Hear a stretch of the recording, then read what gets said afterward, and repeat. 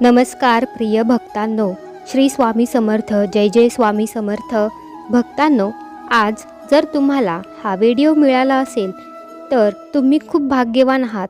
या महत्त्वपूर्ण व्हिडिओच्या माध्यमातून आम्ही तुम्हाला ब्रह्मांड नायक श्री स्वामी समर्थ महाराज यांचा अत्यंत प्रभावशाली मंत्र सांगणार आहोत.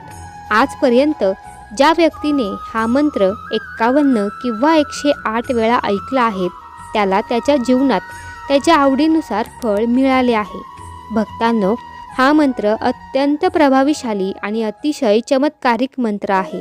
स्वामी महाराज यांच्या मंत्राचा प्रभावाने तुमच्या घरात पैशाचा असा भंडारा प्राप्त होईल की तो तुमच्या संपूर्ण आयुष्यात संपणार नाही. संकट कितीही मोठे असो ते स्वामी महाराज यांच्या कृपेने आणि या मंत्राच्या प्रभावाने ते लवकरात लवकर दूर होतील. भक्तांनो, स्वामी महाराज हे न्यायाचे देवता आहेत आणि न्यायाचे देवता स्वामी महाराज जेव्हा कोणत्याही व्यक्तीवर अन्याय होताना पाहतात तेव्हा ते स्वतःच त्यांना न्याय देतात. भक्तांनो, या प्रभावी मंत्राच्या प्रभावाने तुमच्या मुलांना कधीही कोणत्याही संकटांचा सामना करावा लागणार नाही. त्यांच्यावर कोणतेही संकट येणार नाही. त्यांची सर्व संकट आणि दुःख स्वामी महाराज दूर करतील. भक्तांनो, जर तुम्ही दुःख, संकट इत्यादींनी त्रस्त असाल आणि पैशाची खूप कमतरता असेल आणि तुम्हाला कोणतेही काम करावेसे वाटत नसेल आणि जर तुम्हाला असे वाटत असेल की स्वामी महाराज यांचा आशीर्वाद माझ्यावर नाही, तर हा व्हिडिओ फक्त तुमच्यासाठी आहे. या व्हिडिओमध्ये आम्ही स्वामी महाराज यांचा असा मंत्र घेऊन आलो आहोत जो तुमची सुख समृद्धीने झोळी भरून टाकेल. सर्व दुःख नष्ट होतील आणि पैशाची अजिबात कमतरता भासणार नाही आणि तुम्ही आयुष्यभर खूप श्रीमंत व्हाल आणि तुमची प्रत्येक इच्छा पूर्ण होईल. प्रिय भक्तांनो, आज तुम्हाला हा व्हिडिओ मिळाला म्हणजे तुम्ही खूप भाग्यवान आहात. या व्हिडिओच्या माध्यमातून आम्ही तुम्हाला कर्जाच्या दलदलीतून, दुःखाच्या डोंगरातून बाहेर पाडण्यासाठी तुम्हाला एक मार्ग सांगणार आहोत. हा मंत्र इतका प्रभावीशाली आहे की आजपर्यंत ज्या व्यक्तीने हा मंत्र 51 किंवा 108 वेळा ऐकला आहे त्याला त्याच्या आयुष्यात त्याच्या इच्छेनुसार फळ मिळाले आहे. मग ते घर असो, पैसा असो, गाडी असो, संपत्ती असो. भक्तांनो, असेही म्हटले जाते की जो कोणी स्वामी महाराज यांची पूजा करतो किंवा त्यांच्या मंत्राचा जप करतो किंवा ऐकतो त्याच्यावर स्वामी महाराज यांचा आशीर्वाद सदैव राहतो. यासोबतच या प्रभावी मंत्राच्या प्रभावाने तुम्ही कोणत्याही व्यवसायात पैसे गुंतवले असतील तर त्यामध्ये सुद्धा तुम्हाला नफा होईल. स्वामी महाराज यांचा आशीर्वाद तुमच्या मुलांवर कायम राहील. तुमचा मुलगा आणि मुलगी कधीही संकटांचा सामना करणार नाही. तुमचे कुटुंब नेहमी सुरक्षित राहील.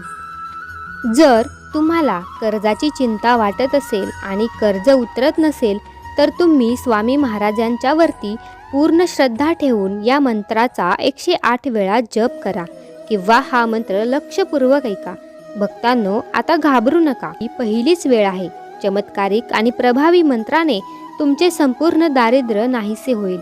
जर तुम्ही अनेक दिवसांपासून लाखो करोडो रुपये मागत असाल किंवा तुम्हाला काही महत्त्वाच्या कामांसाठी खूप पैशाची गरज असेल आणि तुमची एकही इच्छा पूर्ण होत नसेल तर फक्त 108 वेळा हा मंत्र ऐकायला सुरुवात करा. तुम्हाला या मंत्राच्या प्रभावाने लाखो रुपये मिळू लागतील. जर तुमचे नशीब चांगले असेल तर आजच तुम्ही करोडपती व्हाल. भक्तांनो, खऱ्या मनाने स्वामी महाराज यांचे ध्यान करा आणि त्यांचा हा चमत्कारिक मंत्र 51 किंवा 108 वेळा ऐका. मग तुम्ही तुमच्या सर्व मनोकामना स्वामी महाराज नक्कीच पूर्ण करतील. भक्तांनो, आता काळजी करू नका. फक्त हा मंत्र चालू करून शेवटपर्यंत सोडून द्या. असे केल्याने मग तुम्हाला एकाच वेळी खूप सारी धनसंपत्ती मिळेल. कदाचित काही लपवलेले धन तुमच्या घरात कुठेतरी प्रकट होतील. बघता बघता तुम्ही खूप श्रीमंत होणार. भक्तांनो, तुम्हाला तुमच्या आयुष्यात खूप धनसंपत्ती मिळवायची आहे आणि आयुष्यात धनसंपत्ती जमवायची आहे आणि आयुष्यात खूप श्रीमंत व्हायचे आहे. तर आज तुमची ती प्रत्येक इच्छा पूर्ण होईल. आजचा हा मंत्र तुम्ही खऱ्या मनाने भक्तिभावाने ऐकल्यानंतर तुम्हाला भरपूर संपत्ती मिळणार आहे. कारण भक्तांनो, हा मंत्र कधीही व्यर्थ जात नाही. जो भक्त भक्तिभावाने हा मंत्र ऐकतो तो नक्कीच खऱ्या मनाने स्वामी महाराजांचा खरा भक्त ठरतो. भक्तांनो, आता उशीर करू नका. आम्हालाही माहीत आहे की तुम्हाला खूप पैशाची गरज आहे, म्हणून तुमच्या फोनवर हा चमत्कारिक प्रभावी मंत्र पूर्ण शांततेने ऐका. मग या मंत्राच्या आवाजाने तुमच्या घरात गुप्त धन संपत्ती आणि तुम्ही करोडपती व्हाल आणि तुमची प्रत्येक इच्छा पूर्ण होईल. भक्तांनो, आम्ही तुम्हाला हा मंत्र सांगू, परंतु तो सांगण्यापूर्वी आज ज्यांच्या मुलांचं आयुष्य वाढावे आणि त्यांची झोळी आनंदाने भरावी असे वाटत असेल तर आत्ताच आपल्या चॅनेलला सबस्क्राईब करा आणि व्हिडिओला मनापासून लाईक करा आणि तुमच्या मित्रांना शेअर करा आणि कमेंट बॉक्समध्ये आपल्या इच्छा पूर्ण होण्यासाठी स्वामी महाराज यांना मनोभावे प्रार्थना करा, जेणेकरून स्वामी महाराज यांच्या चरणी तुमची उपस्थिती खुणावत राहावी. भक्तांनो, झटपट संपत्ती मिळवण्यासाठी आणि अधिक श्रीमंत बनण्यासाठी मंत्राशिवाय दुसरा चांगला पर्याय नाही. तुम्हाला कोणतीही पूजा करायची गरज नाही. तुम्हाला फक्त हा स्वामी महाराज यांचा मंत्र तुमच्या फोनवर 108 वेळा ऐकायचा आहे. हा छोटा मंत्र केवळ 15 मिनिटात आणि पहिल्या दिवसापासूनच त्याचा प्रभाव दाखवण्यास सुरुवात करेल. तुमच्या घरात पैसे जितक्या वेगाने येऊ लागतील की तुम्ही आपल्या डोळ्यांवर विश्वास ठेवणार नाही. तुमची तिजोरी नोटांनी भरली जाईल. हा चमत्कारिक मंत्र खरोखरच खूप लवकर धनसंपत्ती मिळवण्यास मदत करतो. हा मंत्र अर्धवट सोडल्याने त्या व्यक्तीवर या मंत्राचा नकारात्मक प्रभाव पडतो. त्यामुळे हा मंत्र शेवटपर्यंत ऐका. आत्तापर्यंत जर तुम्ही चॅनेलला सबस्क्राईब केले नसेल तर परत एकदा सबस्क्राईब करा आणि आपण या मंत्राला सुरुवात करूया. ओम नमो दत्तरूपाय धनं प्रदाय श्री स्वामी समर्थाय नमः. ओम नमो दत्तरूपाय धनं प्रदाय श्री स्वामी समर्थाय नमः. ओम नमो दत्तरूपाय धनं प्रदाय श्री स्वामी समर्थाय नमः. ओम नमो दत्तरूपाय धनं प्रदाय श्री स्वामी समर्थाय नमः. ओम नमो दत्तरूपाय धनं प्रदाय श्री स्वामी समर्थाय नमः. ओम नमो दत्तरूपाय धनं प्रदाय श्री स्वामी समर्थाय नमः. ओम नमो दत्तरूपाय धनं प्रदाय श्री स्वामी समर्थाय नमः. ओम नमो दत्तरूपाय धनं प्रदाय श्री स्वामी समर्थाय नमः.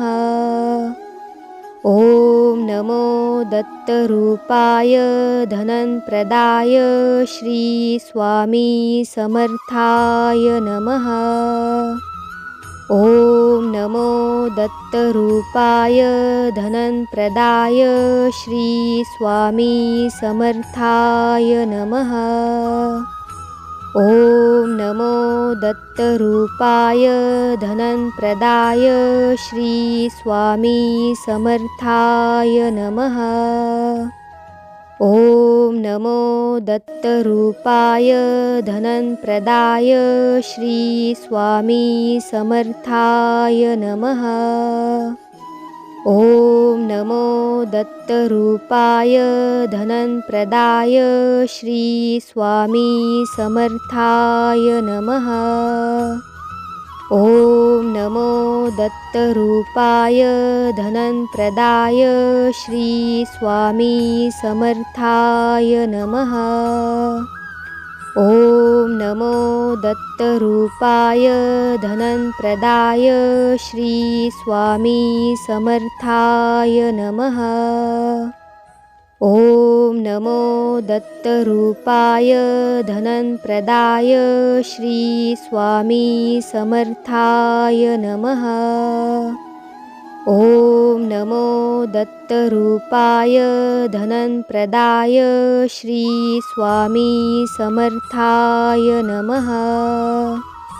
ॐ नमो दत्तरूपाय धनप्रदाय श्री स्वामी समर्थाय नमः।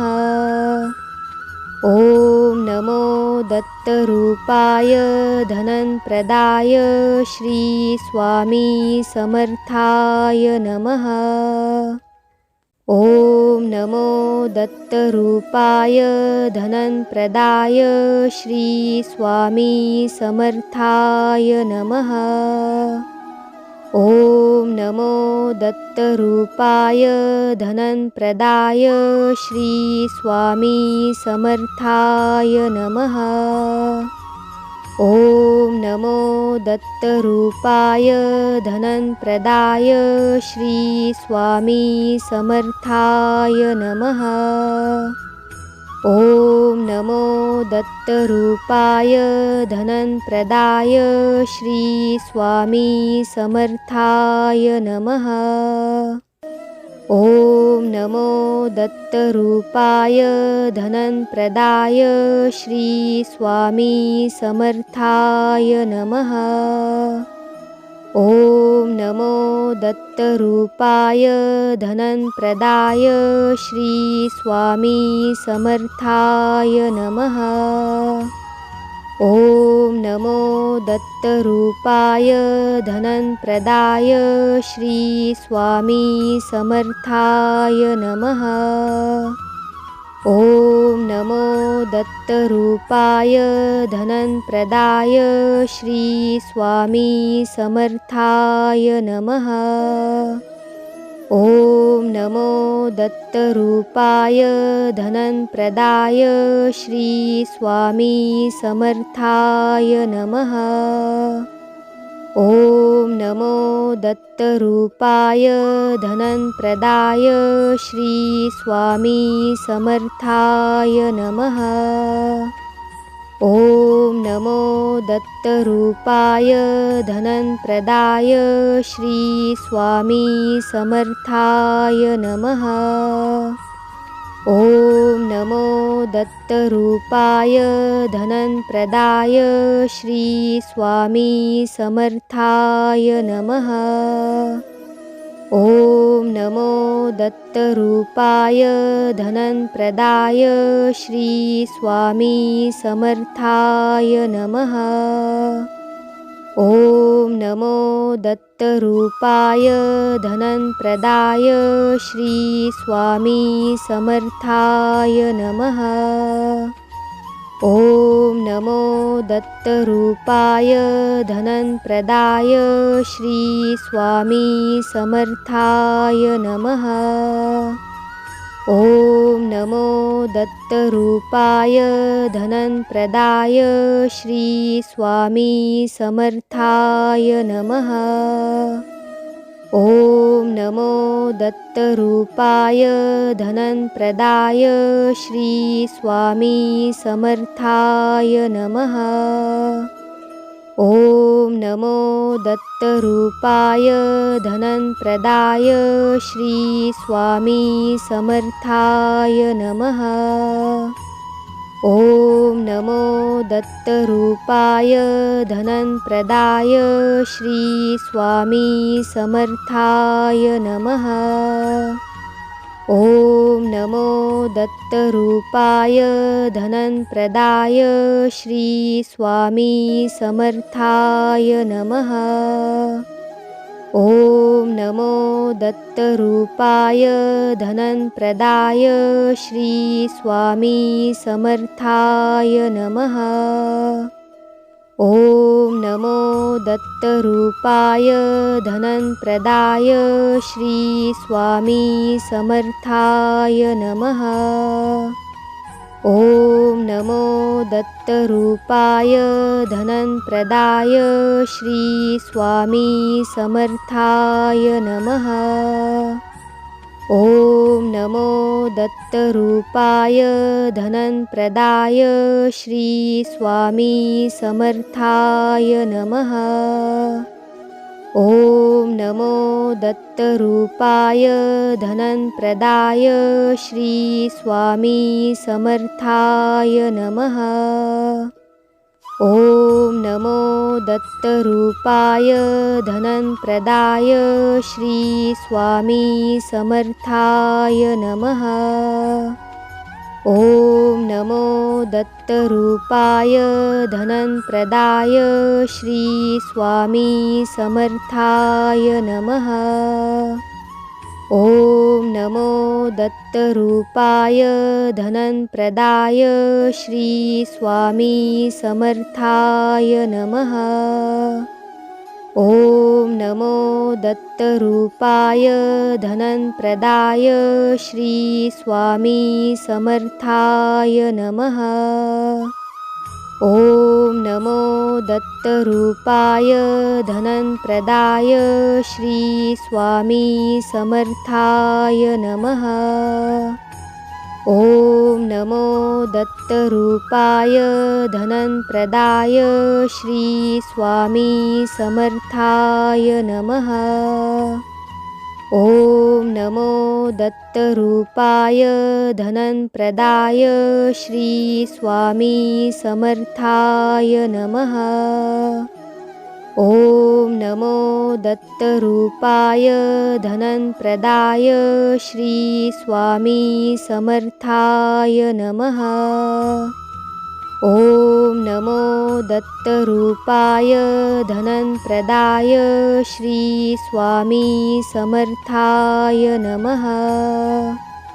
ॐ नमो दत्तरूपाय धनप्रदाय श्री स्वामी समर्थाय नमः। ॐ नमो दत्तरूपाय धनप्रदाय श्री स्वामी समर्थाय नमः। ॐ नमो दत्तरूपाय धनप्रदाय श्री स्वामी समर्थाय नमः। ॐ नमो दत्तरूपाय धनप्रदाय श्री स्वामी समर्थाय नमः। ॐ नमो दत्तरूपाय धनप्रदाय श्री स्वामी समर्थाय नमः। ॐ नमो दत्तरूपाय धनप्रदाय श्री स्वामी समर्थाय नमः। ॐ नमो दत्तरूपाय धनप्रदाय श्री स्वामी समर्थाय नमः। ॐ नमो दत्तरूपाय धनप्रदाय श्री स्वामी समर्थाय नमः। ॐ नमो दत्तरूपाय धनप्रदाय श्री स्वामी समर्थाय नमः। ॐ नमो दत्तरूपाय धनप्रदाय श्री स्वामी समर्थाय नमः। ॐ नमो दत्तरूपाय धनप्रदाय श्री स्वामी समर्थाय नमः। ॐ नमो दत्तरूपाय धनप्रदाय श्री स्वामी समर्थाय नमः। ॐ नमो दत्तरूपाय धनप्रदाय श्री स्वामी समर्थाय नमः।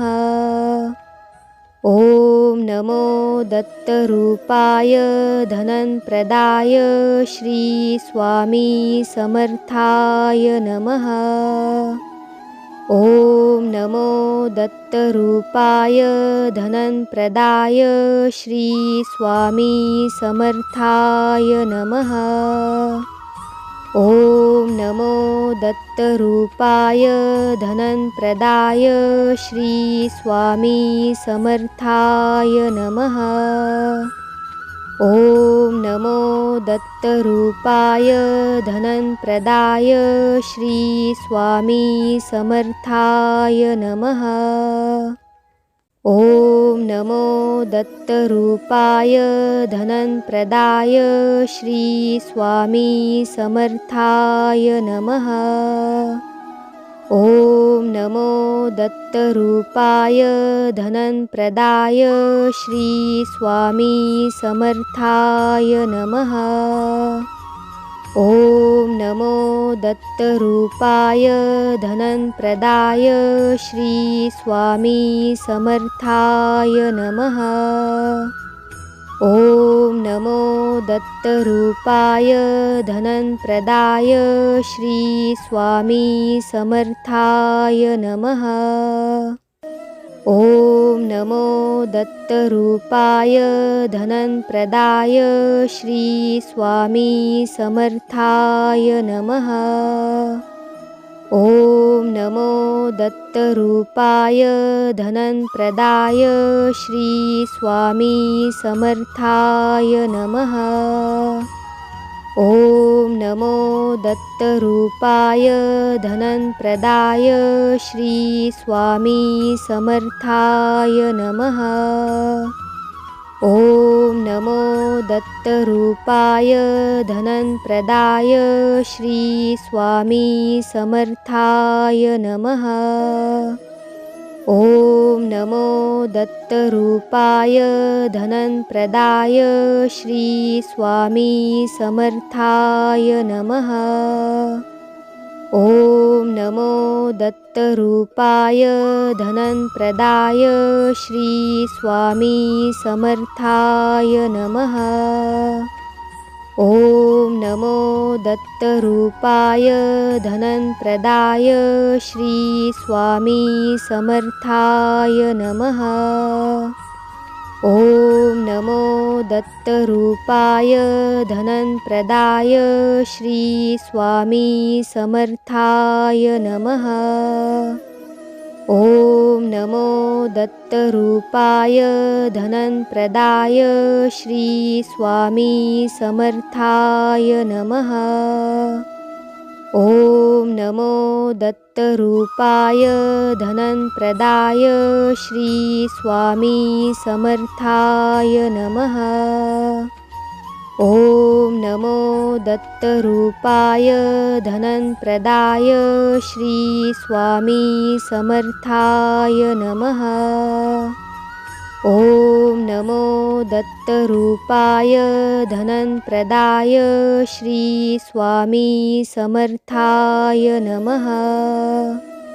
ॐ नमो दत्तरूपाय धनप्रदाय श्री स्वामी समर्थाय नमः। ॐ नमो दत्तरूपाय धनप्रदाय श्री स्वामी समर्थाय नमः।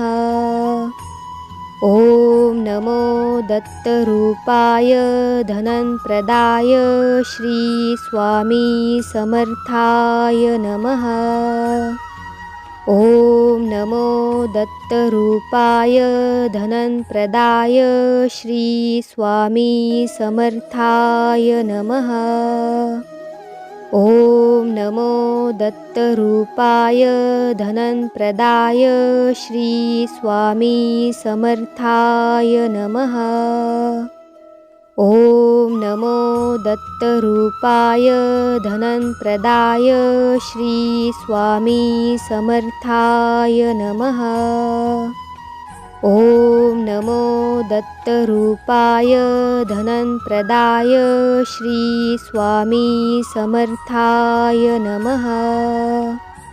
ॐ नमो दत्तरूपाय धनप्रदाय श्री स्वामी समर्थाय नमः।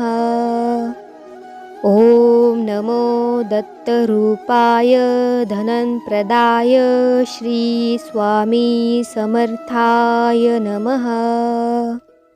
ॐ नमो दत्तरूपाय धनप्रदाय श्री स्वामी समर्थाय नमः। ॐ नमो दत्तरूपाय धनप्रदाय श्री स्वामी समर्थाय नमः।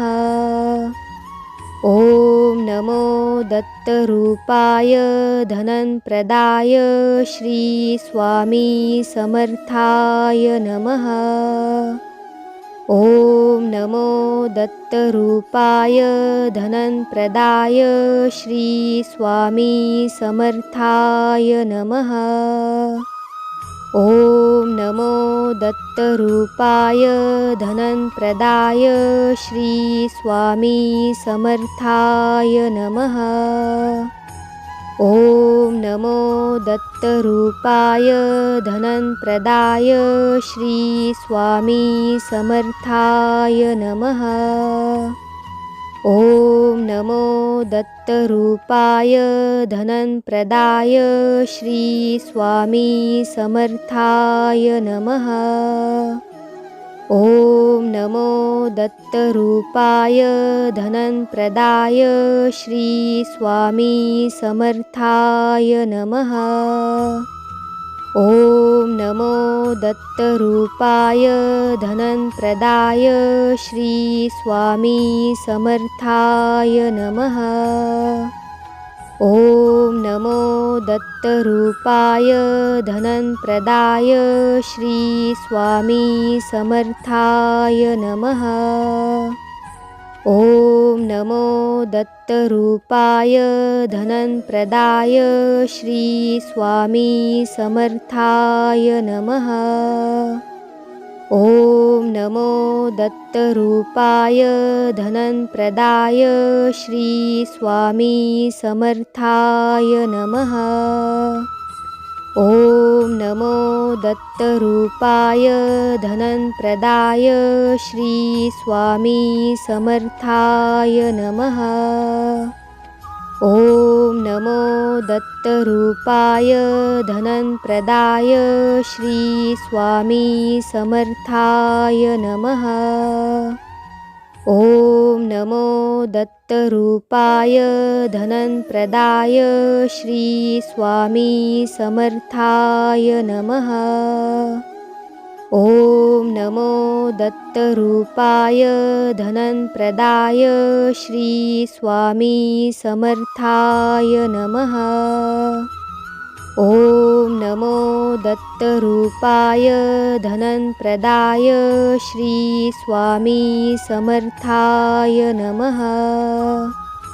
ॐ नमो दत्तरूपाय धनप्रदाय श्री स्वामी समर्थाय नमः। ॐ नमो दत्तरूपाय धनप्रदाय श्री स्वामी समर्थाय नमः। ॐ नमो दत्तरूपाय धनप्रदाय श्री स्वामी समर्थाय नमः। ॐ नमो दत्तरूपाय धनप्रदाय श्री स्वामी समर्थाय नमः। ॐ नमो दत्तरूपाय धनप्रदाय श्री स्वामी समर्थाय नमः। ॐ नमो दत्तरूपाय धनप्रदाय श्री स्वामी समर्थाय नमः। ॐ नमो दत्तरूपाय धनप्रदाय श्री स्वामी समर्थाय नमः। ॐ नमो दत्तरूपाय धनप्रदाय श्री स्वामी समर्थाय नमः। ॐ नमो दत्तरूपाय धनप्रदाय श्री स्वामी समर्थाय नमः। ॐ नमो दत्तरूपाय धनप्रदाय श्री स्वामी समर्थाय नमः। ॐ नमो दत्तरूपाय धनप्रदाय श्री स्वामी समर्थाय नमः। ॐ नमो दत्तरूपाय धनप्रदाय श्री स्वामी समर्थाय नमः। ॐ नमो दत्तरूपाय धनप्रदाय श्री स्वामी समर्थाय नमः। ॐ नमो दत्तरूपाय धनप्रदाय श्री स्वामी समर्थाय नमः। ॐ नमो दत्तरूपाय धनप्रदाय श्री स्वामी समर्थाय नमः। ॐ नमो दत्तरूपाय धनप्रदाय श्री स्वामी समर्थाय नमः। ॐ नमो दत्तरूपाय धनप्रदाय श्री स्वामी समर्थाय नमः। ॐ नमो दत्तरूपाय धनप्रदाय श्री स्वामी समर्थाय नमः। ॐ नमो दत्तरूपाय धनप्रदाय श्री स्वामी समर्थाय नमः। ॐ नमो दत्तरूपाय धनप्रदाय श्री स्वामी समर्थाय नमः। ॐ नमो दत्तरूपाय धनप्रदाय श्री स्वामी समर्थाय नमः। ॐ नमो दत्तरूपाय धनप्रदाय श्री स्वामी समर्थाय नमः। ॐ नमो दत्तरूपाय धनप्रदाय श्री स्वामी समर्थाय नमः। ॐ नमो दत्तरूपाय धनप्रदाय श्री स्वामी समर्थाय नमः। ॐ नमो दत्तरूपाय धनप्रदाय श्री स्वामी समर्थाय नमः। ॐ नमो दत्तरूपाय धनप्रदाय श्री स्वामी समर्थाय नमः।